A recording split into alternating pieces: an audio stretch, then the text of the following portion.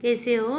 और आज हम हिंदी सुलभ भारती छठी कक्षा का पाठ नंबर 6 देखने वाले हैं। और हमारे चैनल को सब्सक्राइब ज़रूर करना, ताकि मैं अगला जो भी लेसन पढ़ूँ वो सबसे पहले आपके मोबाइल पर नोटिफिकेशन मिलेगी। और हाँ, पूरा वीडियो देखना, तभी तुमको लेसन समझ में आएगा।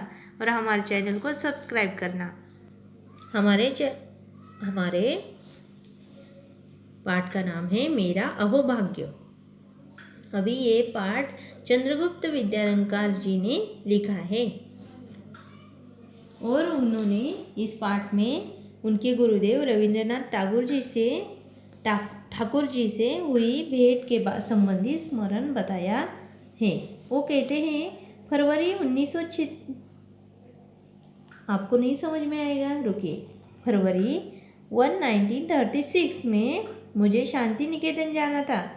वहाँ एक साहित्यिक कार्यक्रम होने वाला था। मैं बहुत ही उल्लासित था, क्योंकि उस कार्यक्रम की अध्यक्षता स्वयं गुरुदेव रविंद्रनाथ जी करने वाले थे। और जो लेखक हैं उनको शांति निकेतन जाना था। कब? 1936 को। और वहाँ एक साहित्यिक कार्यक्रम होने वाला था और वो बहुत आनंदित थे। उल्लासित मतलब बहुत खुश थे। क्यों? क्योंकि उन कार्यक्रम के अध्यक्ष कौन थे? स्वयं उनके गुरुदेव रविंद्रनाथ। अच्छा, फिर निश्चित दिन कोलकाता से हैं और बहुत सारे लोग शांति निकेतन जाने के लिए रवाना हो गए। लगभग 1 दर्जन हिंदी वालों का यह दल शांति निकेतन के सुंदर अतिथि भवन में ठहर गए और वो एक दिन निश्चित करके शांति निकेतन के लिए रवाना हो गए।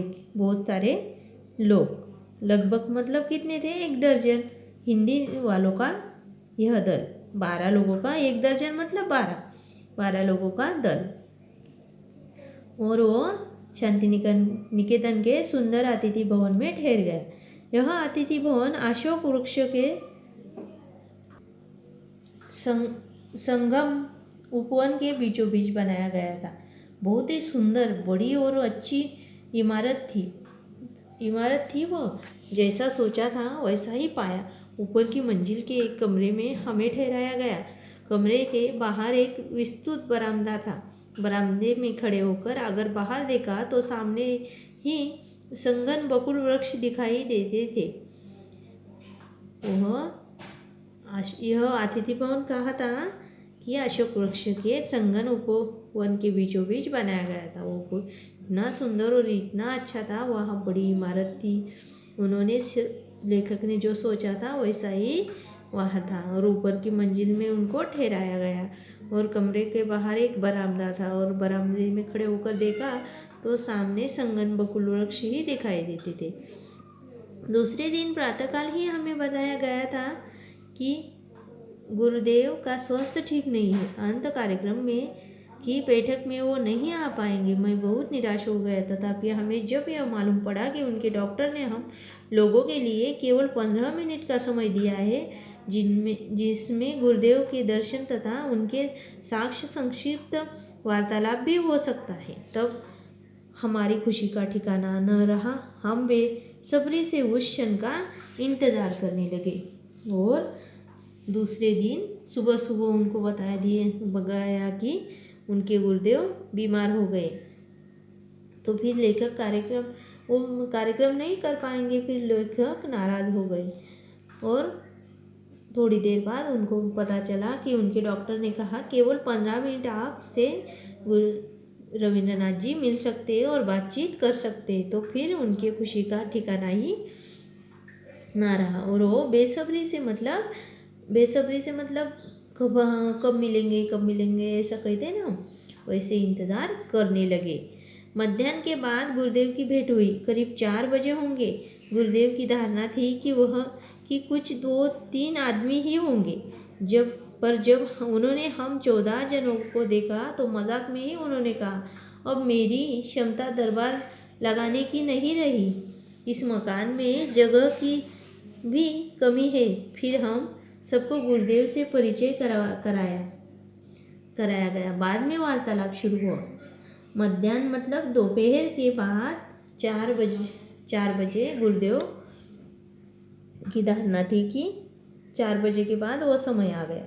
और गुरुदेव को, रविंद्रनाथ जी को ऐसा लगा कि 4-5 आदमी होंगे, पर उन्होंने 14 जन को देखा तो उन्होंने मजाक में ही कह दिया कि मेरी क्षमता दरबार लगाने की नहीं रही, मैं अब थक चुका हूँ, बीमार हो गया हूँ और इस मकान में भी कमी है जगह की।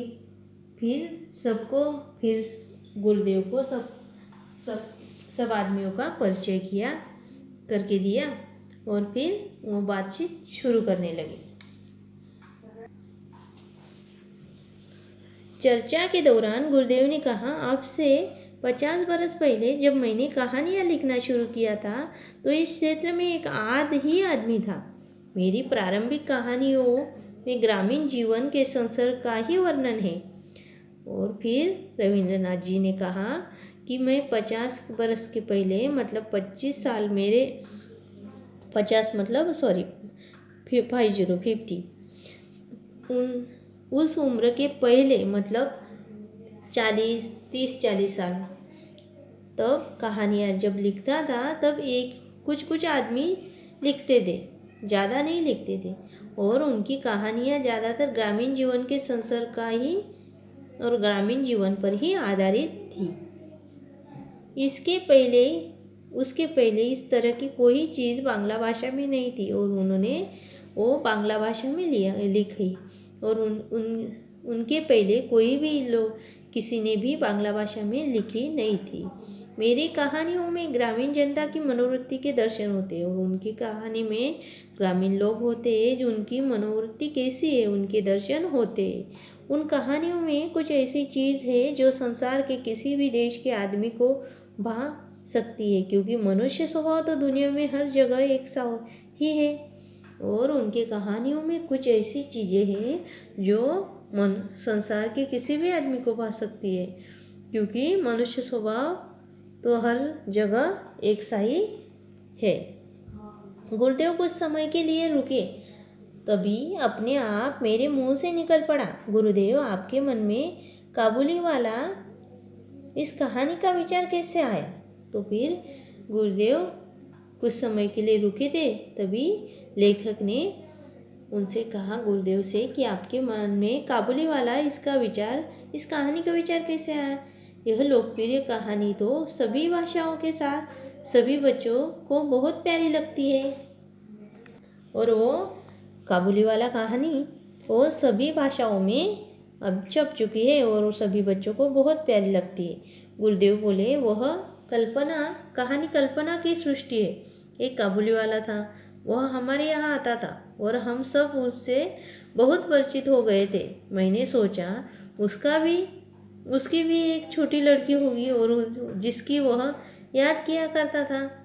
और वह कहानी गुरुदेव ने कैसी लिखी थी पता थे? वह कल्पना की सृष्टि थी, मतलब कल्पना करके उन्होंने एक कहानी लिखी थी। मतलब कल्पना मतलब कैसे हम सोचते हैं ना, अगर नहीं हुआ कुछ तो भी सोचते हैं ना। अगर अभी देखो बच्चों, कैसे जैसे मानो कि हमें चॉकलेट खानी है अभी, हाँ, और मम्मी तो पैसे नहीं दे रही, पापा भी पैसे नहीं दे रहे, अब करें क्या? तो फिर हमें कैसे भी करके दुकान पर जाना है चॉकलेट लेनी। तो हम क्या करते, ऐसे आँख बंद कर लेते और सोचते हम अभी मम्मी हमको 10 रुपये देंगी, हम दुकान पर जाएंगे, कैडबरी लेंगे और खा लेंगे, मज़े करेंगे, है ना। ऐसी कल्पना रविंद्रनाथ जी ने बनाई थी और फिर कहानी लिखी। वो एक काबुली वाला था, वह कहानी उन्होंने लिखी। इस तरह वार्तालाप होता रहा। हम सबके लिए यह एक मानसिक खाद्य था। आश्चर्य की बात यह कि 15 मिनट के बजाय 40 मिनट हो चुके थे। अब गुरुदेव उठे, चल पड़े। जाते जाते उन्होंने कहा, जब मैं ऐसे किसी वार्तालाप के लिए कम समय देता हूँ तब मेरी वह बात सचमुच ठीक न मानिएगा, क्योंकि मुझे स्वयं लोगों से बातचीत करने में आनंद आता है।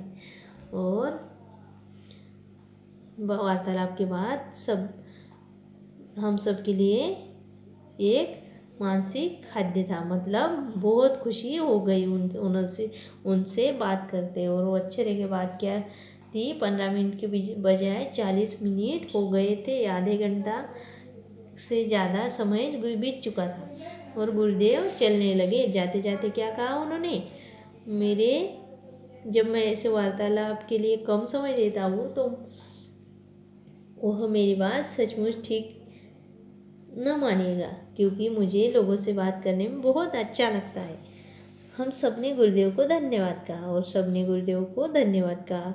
विदा ली और मैं अतिथि गृह के मेरे कमरे में वापस आया और लेखक उनके कमरे में वापस आ गए। गुरुदेव के साथ हुए वार्तालाप ने से मुझे एक असाधारण उल्लास की अनुभूति हो रही थी।